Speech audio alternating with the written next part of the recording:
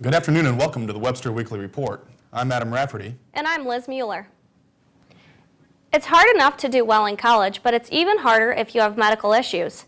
Ryan Stubblefield is an impaired student who made the vice president's list for earning a 3.5 GPA as a part-time student at Southwestern Illinois College.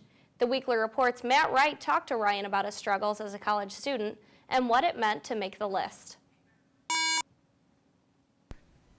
Meet Ryan Stubblefield, a regular. Ryan also spends 6 weeks of his summer in Arizona, where there's a cancer camp for kids. Webster University has always been a campus to hear the students' questions about what it can do to improve itself. Last Thursday was no exception as the administration sat down with students to answer those questions. Quinn Merriweather has more. Remember that if you have a suggestion for Webster University, let your voice be heard. It could be more. This is what change looks like. Those were the words of President Barack Obama during his speech last night following the passing of a health care reform bill. Despite all 178 Republicans rejecting the bill, it still passed by a 219 to 212 vote. $940 billion will be poured into the health care system, providing coverage to an additional 32 million Americans. The weather in March comes in like a lion. Tyler Fitzpatrick explains how an exhibit at the Hunt Gallery used the same theme.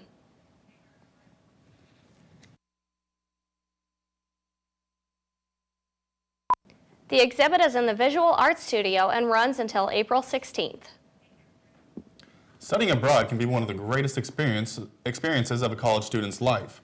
Reporter Janae Williams tells us how the students can protect themselves while studying abroad.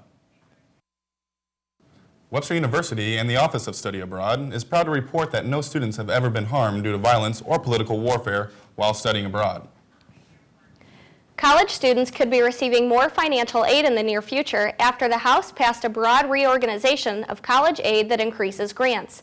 In the biggest piece of education legislation since No Child Left Behind 9 years ago, the bill will direct more than $40 billion over 10 years into higher education, with $36 billion going toward the popular but financially strapped Pell Grant program.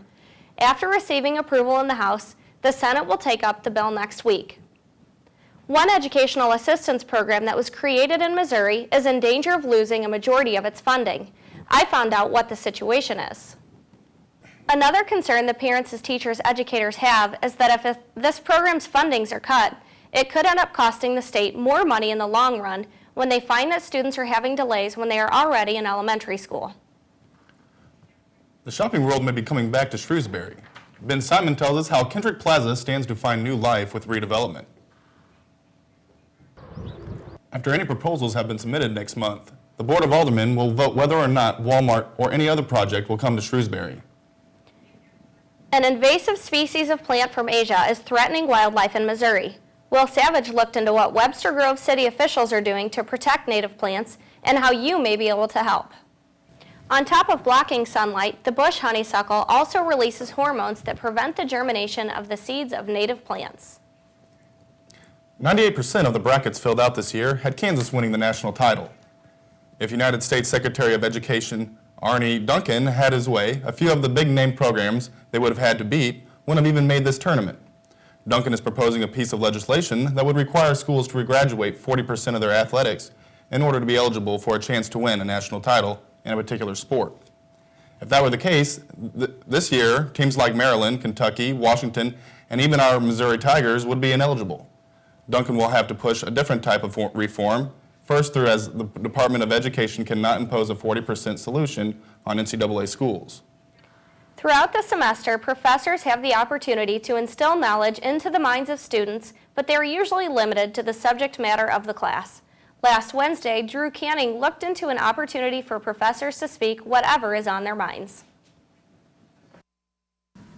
There are no more planned for the rest of the spring semester. A royal ball at Webster University. Reporter Nadia Battle tells us about the event that brought kings and queens. One Webster and Project ARC plan to come back to more LGBTQ events in the future. A Missouri Southern State University committee is looking into adding protection for gays and lesbians into its non-discrimination policy. The current policy states that Missouri Southern does not discriminate on the basis of gender, race, creed, color, national origin, disability, or age in its educational programs or activities. Students began pushing for the change after a member of the Board of Governors used an anti-gay slur during a February 20th board retreat while talking about the university's lion mascot logo. Earlier this year, the university's Faculty Senate passed a measure that would protect gays and lesbians from discrimination in the school's hiring policies. Last Wednesday, the University Center Commons came to life like never before. Jeremy Clements explains why all this excitement had to do with being able to ride your bike with no handlebars. The spring concert will be held in Grant Gymnasium at 9 p.m. on April 16th, and admission is free for Webster students with a valid ID. 3 Webster students are getting a taste of fame. Gavin Martin reports how their band's first show in St. Louis is opening for the Aquabats.